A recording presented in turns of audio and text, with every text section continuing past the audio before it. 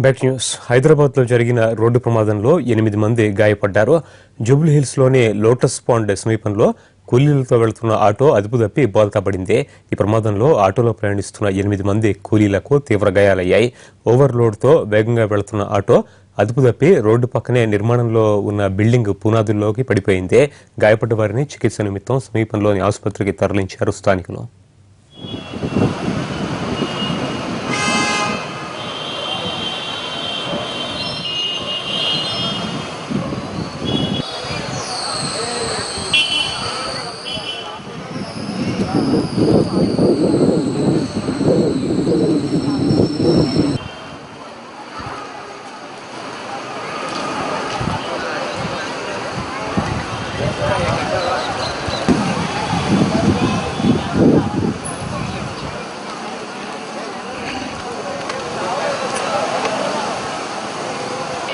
Banjara, Lotus Pond అని చెప్పినా